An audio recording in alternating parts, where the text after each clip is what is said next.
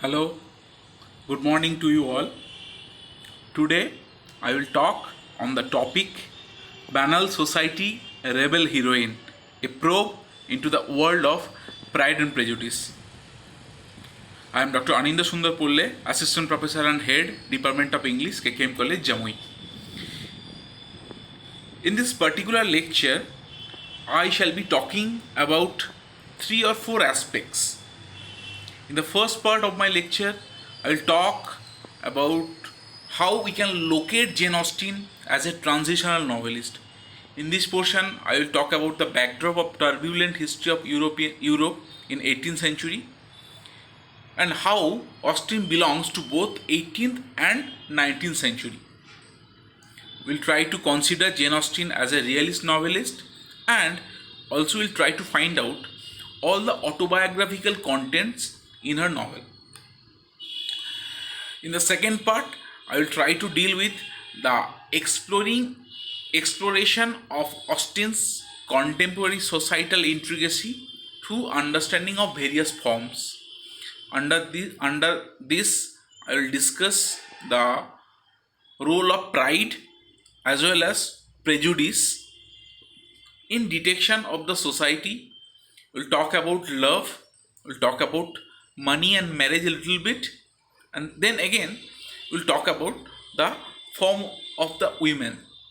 In the third part, I will talk about women and society, and we'll discuss Jane Austen and her rebel heroine, which is Elizabeth Bennet here in case of Pride and Prejudice. In this particular part, I will talk about women's situation in the society and how it is exemplified from the novels of Austen and her life, and how Austen has tried to make an escape from such society through her rebel heroines. Okay, so let us go first to the 18th century and the history of 18th century. It is considered as the most turbulent period in European history. There were several social unrest. There are several changes in social and political consciousness. There is French Revolution and its impact on European societies, including England. There are peasants who actually moves from the rural estates to the town, and there is a drastic change in trade, communication. There is contact with other cultures as a result of imperialism, and there is a kind of revolution of in tax-paying middle class, whose extreme form was seen in French Revolution, and this kind of revolution and its impact was felt all over Europe, including England. So the conditions of England was just like France or the other European countries, and it is considered as the most violent phase in English history since the Civil War period. There was a kind of repression of citizens' right from, like, there are several repression on the rights like freedom of speech, or there are existence of the extremes of wealth. Okay, wealth and poverty coexisted. There was high mortality rate because of these things. So there is a drastic change in society and social conditions. Then there is advancement of industrialization and emergence of modern capitalism, and that reflected in the societal setting as well. So such developments brought drastic changes, drastic social changes, and it questions the very idea of society. The skepticism about society is palpable in various Jane Austen works, and in the course of this lecture, we'll try to find out those aspects. It is also the period of the beginning of Romanticism, because Romantic movement, or the precursor of Romantic movement, they belong to this mid 18th to mid 19th century, and in their opinion, nature was an ideal place to stay. So, Romanticism dissociated nature from civilization. This is very important feature of Romantic movement. One of the most defining feature of Romanticism is to tendency to privilege individual experience and expression over the collective or the social. So there is a strong emphasis on the subjectivity and spontaneous expression. So this is what we find at the backdrop of Jane Austen's writing. So how Jane Austen involved herself in the Romantic movement? Meenakshi Mukherjee sees Jane Austen's major contribution as the extension of the self, which was so far been all male, and for the first time it was trying to include women. She was indifferent towards nature, okay, and she has regularly depicted upper and middle class life.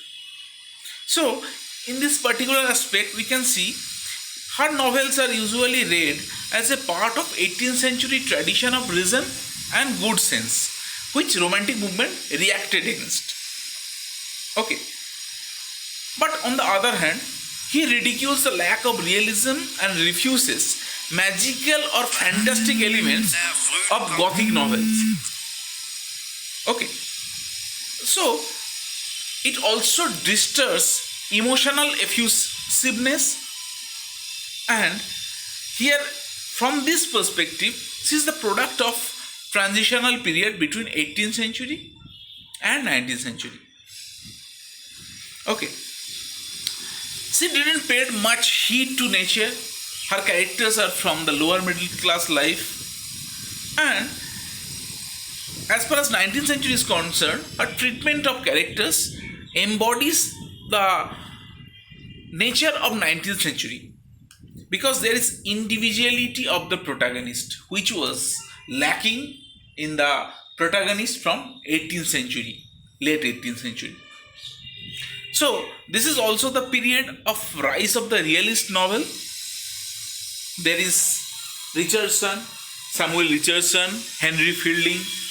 They started writing realist novels. Richardson's first novel, Pamela, which is considered as the first English novel ever written, happened during that time.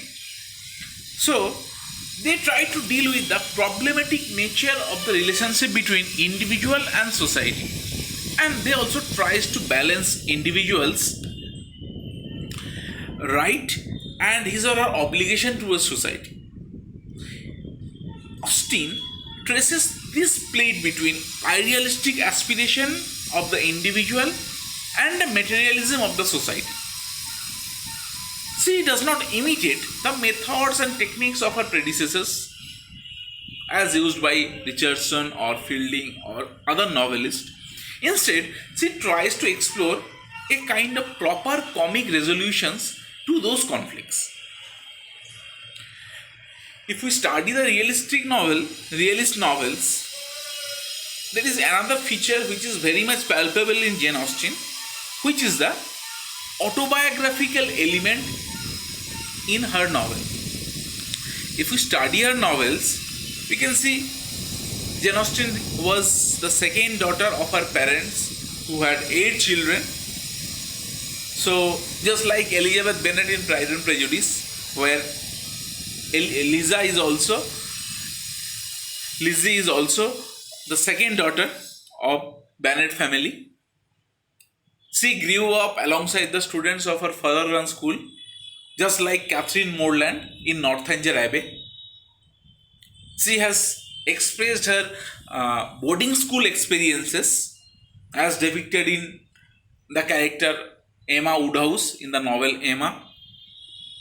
So, throughout the building of all the protagonists, there is some kind of autobiographical element which is palpable in the novels of Jane Austen here.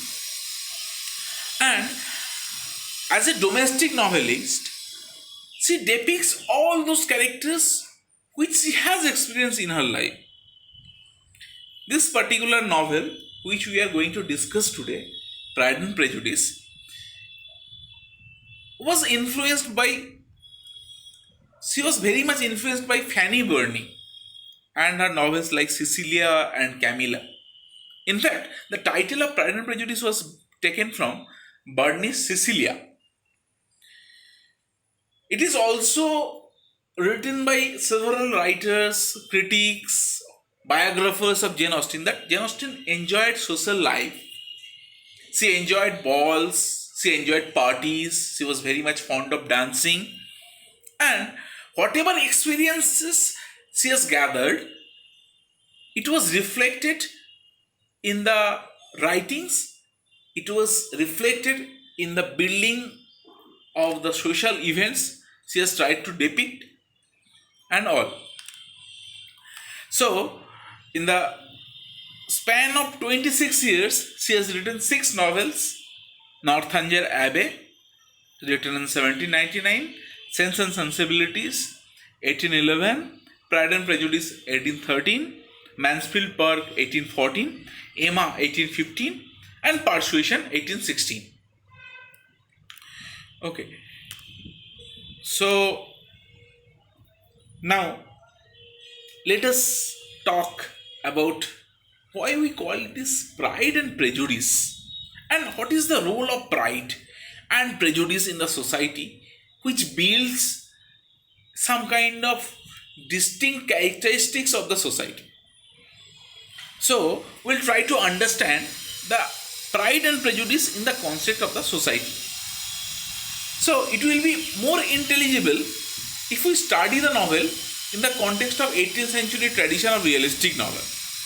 Here, pride is presented as common and verifiable fact of human experience which can be analyzed and understood by some kind of reasoning. There is a famous comment by David Hume. Commenting on Jane Austen's treatment of pride, David Hume, in his A Treatise of Human Nature, tells that as against passion like love, where the self draws pleasure from its orientation towards others, the object of pride is the self alone, I unquote. It is the excessive self-centeredness or something called self-esteem. He has also pointed out that pride as the pleasurable to the self by virtue of demonstrable externals which are seen as possessions, be it mental possessions or be it the physical possessions. Okay, so these kind of attributes related to pride are clearly visible in this particular novel, Pride and Prejudice. The pride and the prejudice offers an indication of the text's chief concern.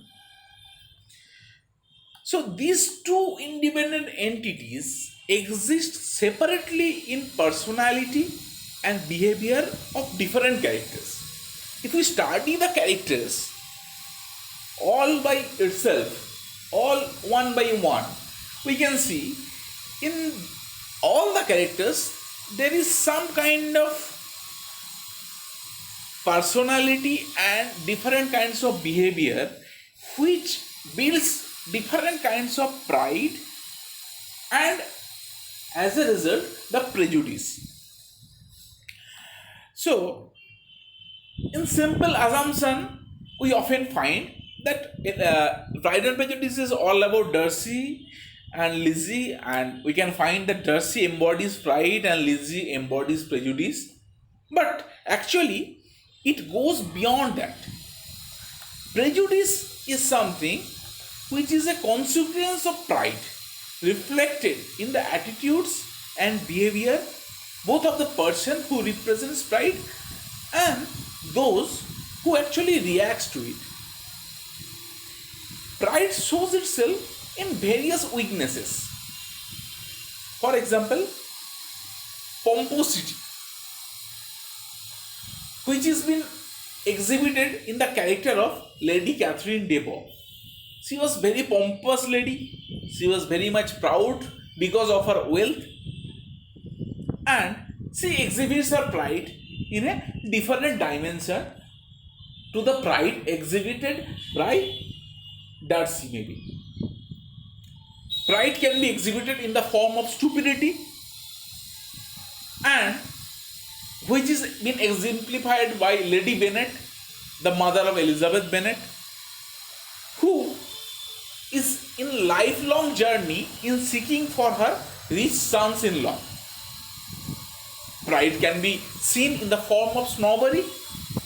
For example, we have Caroline Bingley, the sister of Bingley, who is very much proud for her background with money and education and culture. And throughout the novel, she tries to demean Elizabeth Bennet for her social situation. Pride can be seen in the form of eccentricity, which has been depicted by Mr. Collins. She is so eccentric, said that she had that pride that she is beneficiary. She is going to be the owner of the property after Mr. Bennet's death. So he had an unique pride to set up his family and to show himself as a good person in the eyes of society. She is ready to marry any of the Bennet sisters, mostly Jane or Elizabeth. So there is a different kind of pride in the form of eccentricity. Pride can be seen in the sense of frivolity, which is been exemplified by Lydia, who fails to understand the consequences of her own action, which makes her insensitive to the pain and suffering she causes to others. So, pride relates more to our opinion on ourselves, while vanity is something which would have others to think of us. For example, Darcy's self-esteem, self-pride can be understood as pride, while George Wickham's self-regard can be seen as vanity. I will discuss the difference between pride and vanity in the later stage of my lecture. So, pride also gives rise to the selfishness, and it is the people's attitude towards each other depends on the benefit or gain they can derive from them, which has been exhibited by Wickham and Mrs. Bennet. Mrs. Bennet gives excessive importance for petty convenience. The goal of her life is to get rich sons-in-law, and for that thing, she is ready to accept anything and everything.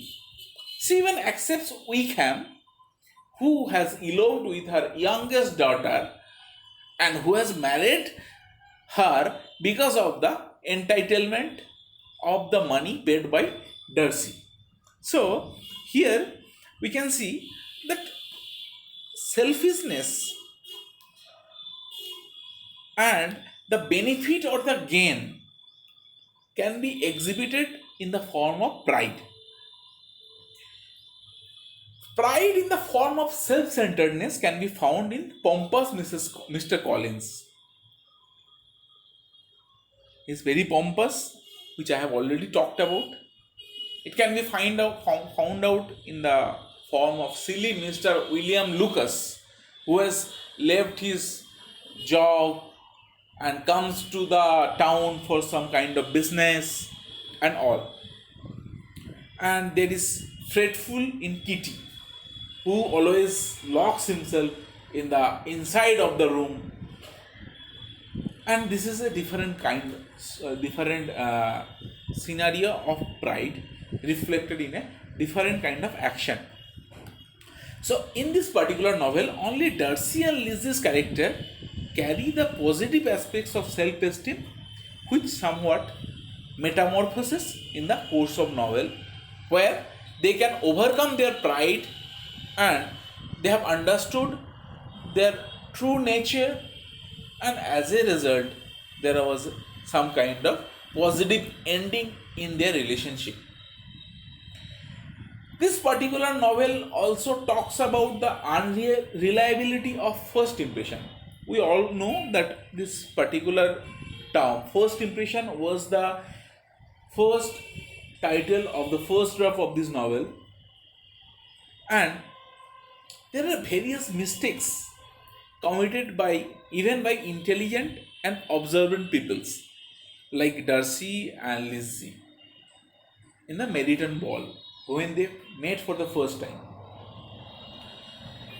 On one hand, we have Darcy who offends the ladies of the ball because of his prejudice. Even he comments Elizabeth is tolerable but not handsome enough to tempt him to dance with her. And this first impression leads to the pride which he has to drag throughout the novel. And on the other hand, we have Elizabeth who oversees this, that she is not handsome enough to dance with the gentleman, the Darcy. And Elizabeth overhears this, and her heart vanity distorts her judgment of the characters of Darcy and later to the Wickham.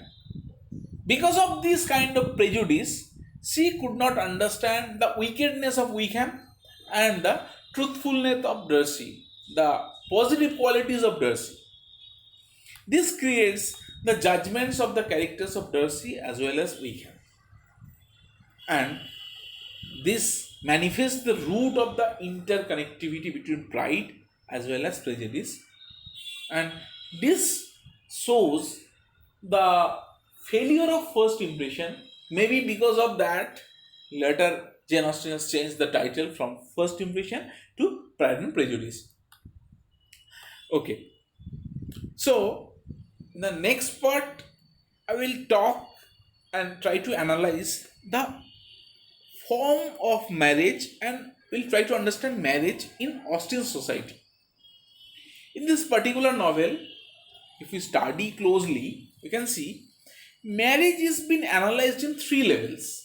First, in terms of external obstacles like patriarchy, like property relations, and in terms of characters' personal attributes like pride, which has to be overcome by the process of self-education or to achieve this kind of marital bliss. So, Jane Austen here points out the materialism and economic individualism in neo-middle class treatments of marriage. In the first point, which I am going to discuss now, the external obstacles. So, he has talked about the materialism and economic individualism in neo-middle class society. There is cynicism and disdain for women, and the view of women in the eyes of society as mere object. For example, Collins proposed to Jane, then again to Lizzie, and quickly her affection shifts from Jane to Elizabeth to Charlotte. So it's a kind of object of pleasure, and perhaps this is the route to instant prosperity, because Lady Catherine de Bourgh, his benefactor, she said Collins that in order to start a family you have to get married, and this is very much attractive to the society that a man should get married. So he has visited Bennet's family in a span of few days, and he was very much particular to get married and go back to his benefactor with a wife, because society demands such. So this is also kind of route to instant prosperity which has been portrayed in the character of Charlotte Lucas, whose marriage to Collins was just a mode of social mobility for her. Okay. In case of Wickham's elopement with Lydia, we can also see it was a desperate attempt on part of Wickham to reach up the social ladder through the marriage, to get some kind of entailed money from the marriage with Lydia. Now, even how seriously are we to take Elizabeth's assertion that the sight of magnificent and massive Pemberley estate went some way in helping her to change her mind about Darcy? Maybe while she was visiting Pemberley estate, the massive house of Darcy with her aunt and uncle, looking at the wealth, maybe that happened to become some kind of stimulus to change the mind, maybe. Who knows that? Another example is Mrs. Bennet, who considers her daughter as perishable commodities. That is why she is so much, just like cotton cheese, which will perish after some days. So before we perish, we should sell it to some customers. Mr. Bennet considers her daughters as perishable commodities to be disposed in the forms of marriage. Mr. Collins' pomposity to marry Lizzie, Lady Catherine dullness towards Lizzie, etc., also signifies societal attitude towards marriage and the lady who actually ignores the social norms. However, the union of Darcy and Lizzie and Jane and Bingley at the end emphasizes the individual independence and critical intelligence in Darcy and Lizzie, and candor and goodwill in case of Jane and Bingley, which exemplify good marriages. So there are several examples of bad marriages, like the marriages of Lydia Wickham, the marriages between Collins and Charlotte, the marriages between Mr. and Mrs. Bennet, and here we have two good marriages, Jane and Bingley and Darcy and Lizzie. Okay, so these two pairs exemplifies the best possible scenario available within the limitations of the existing social order. Famous Austen critic Sharmila Bhatt points out marriage involves a commodification of not just women but also men. So here we have several examples like Wickham, who acts as a fortune hunter. She earlier tried to elope with Georgiana Darcy to get her fortune. Later, she settled with Lydia for the same reason. So, this is not the commodification of the women alone. Just like Charlotte tries to commodify herself because she is already 27 and she will not get a husband if she rejects this pompous Collins's proposal. And similarly, we have here George Wickham, who acts like a fortune hunter. Earlier, she has tried to elope with Georgiana Darcy, the younger sister of Fitzwilliam Darcy, and later settled with Lydia. So, the conventional ending of the novel with happy marriages is also something to note here. Here, women reach the desired goal of their life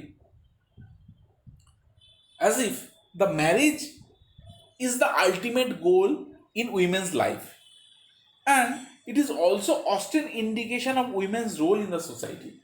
If we read all the Austen's novel, in most of them we can find this kind of ending, the ending with a happy marriage, and they lived happily ever after kind of marriage.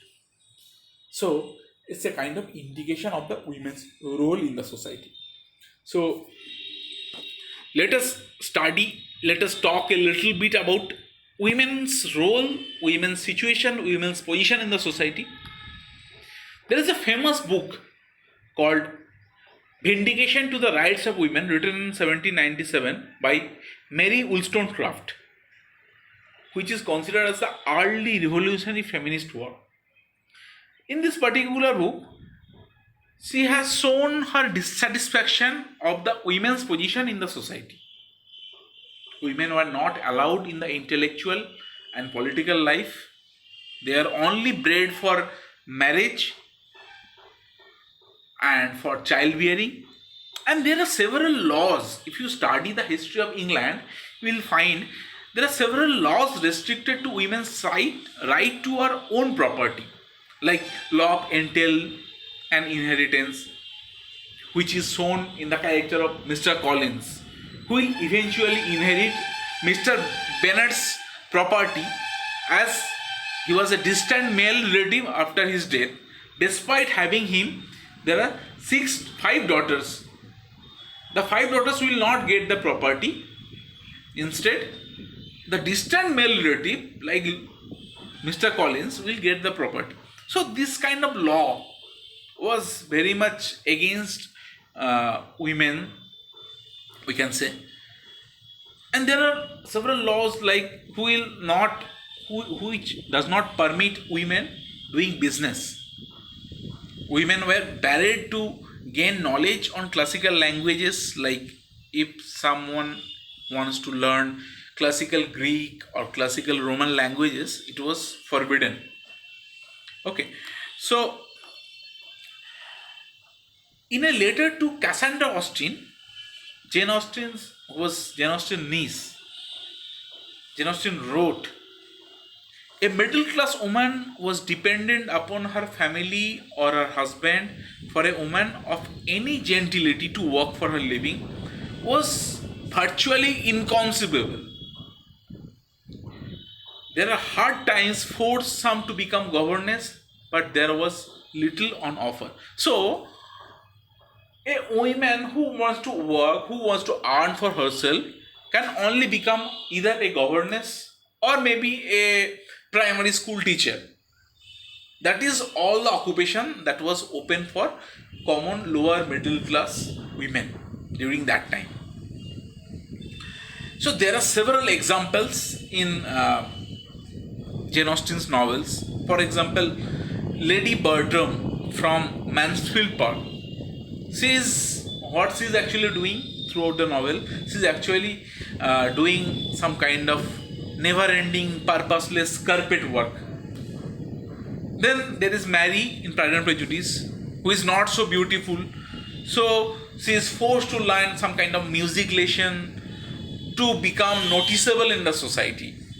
The society is considered as a market where women has to have some kind of domestic qualities which will enable them to rise their value. Okay, so there are another example. Women's accomplishment noticed by Bingley in Meryton Ball when he was conversing with Darcy.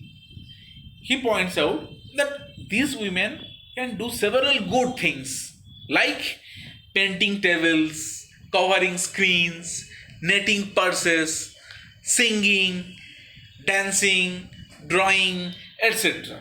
So, to sum up, women have nothing significant to contribute in this banal society dominated by men. And I am talking about the contemporary society of Jane Austen.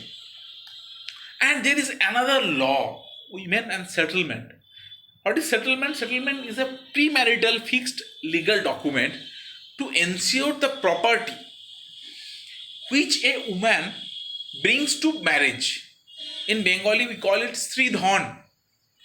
Mr. Bennet has to pay Lydia's share despite her elopement with Wickham. He was very angry to her youngest daughter. And Wickham refused to marry Lydia without a settlement, which was lastly paid by Darcy. So, this serves two things here. First, it highlights the economic base of most marriages. Marriage is done, most of the marriages were done for some kind of economic base.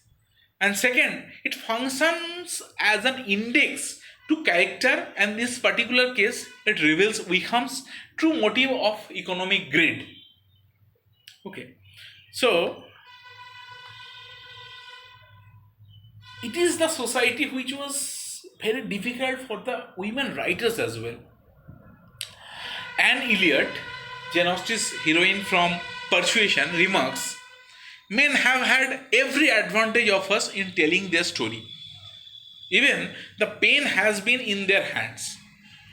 So, being a writer was also next to impossible to think of, even if someone becomes. She is the subject of severe criticism that time. Popular critics like Anthony Burgess, who dislike Jane Austen's works like a lot, he writes, I can gain no pleasure from serious reading that lacks a strong male thrust, a brutal intellectual content. In another book, How to Suppress Women Writings by Joanna Russ, who comments, Jane Austen worked in a genre that had been dominated by women for a century and one that was looked down upon as a trash, a position that may have given her considerable artistic freedom. So, a woman cannot do anything, she cannot think of herself, and she is not been given the opportunity to write for herself or to showcase herself, her case to the society. That was the situation of women, and this has been thoroughly been investigated by the characters portrayed by Jane Austen. So, towards the end of my lecture, I will talk a little about our rebel heroine. I have used the term rebel is in not that serious way. She is not that kind of rebel which we expect in the modern women writers, maybe. But she is some kind of new in her own approach. So, when women is in society are expected to be delicate, expected to be helpless and incapable of intellectual activities, these are so-called culturally contingent norms of that time. Austen's heroine, Elizabeth Bennet, though with certain imperfection, is an example of a rebellious person to those social norms. First and foremost, she is witty, independent, and courageous to admit her mistakes. These are generalized features of other Jane Austen heroines like Emma Woodhouse or Catherine Morland, Anne Elliot, or Fanny Price. So, we have studied enough about Elizabeth Bennet and her character in our UG and PG curriculum. No, I am not going to talk about all those characteristic features and all. So, I am not going to discuss these obvious things. I will point out 2 or 3 aspects which makes her a rebel heroine, perhaps a new woman in the context of the society she belongs.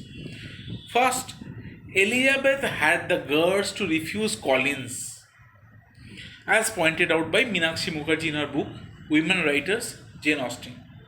He brings a serious confrontation before us. She considers herself as a rational creature instead of an elegant female. Okay, so though there is a scarcity of marriages, though there was very difficult to find out a kind of eligible bachelor,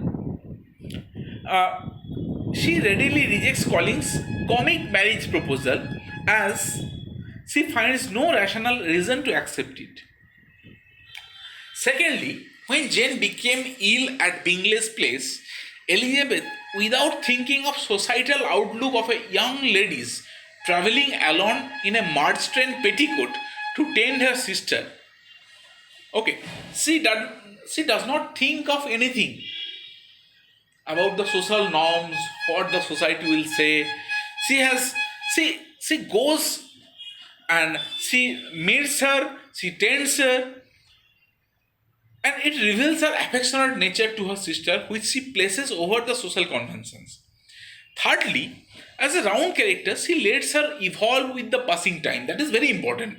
She does not remain as a stock character like Jane, like Charlotte, like Lydia, like Mrs. Bennet or Mrs. Catherine Debon. She has the courage to accept her mistakes and has the guts to undo the wrongdoings and thoughts towards Darcy. Fourthly, she is mentally strong enough to face the confrontations of Lady Catherine, which other minor characters, even males like Collins or Mrs. Bennet, could not even think of facing an aristocratic lady. And actually, she replies so intelligently that even Lady Catherine was turned to see her intelligence and her well-bred nature.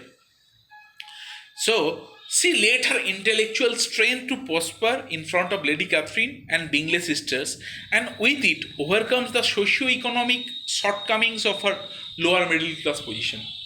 All these instances make Elizabeth Bennet more balanced, more unique, more of a new woman. So I'll conclude my lecture because I have talked several things here. So to conclude, I want to say that Jane Austen's Pride and Prejudice elaborates diverse aspects of the society, be it cultural, be it the tradition, be it the social conventions, be it women's position, or be it a commentary on the social institution of marriage. Often it is criticized that Austen has written about only of those limited aspects which she has seen or experienced in her personal life. In other words, all her works carry her autobiographical traits. Nonetheless, in the narrow span with the limited content, she has done justice to her work. That is why she has been considered as the one of the most important women novelists in the history of English literature. Thank you.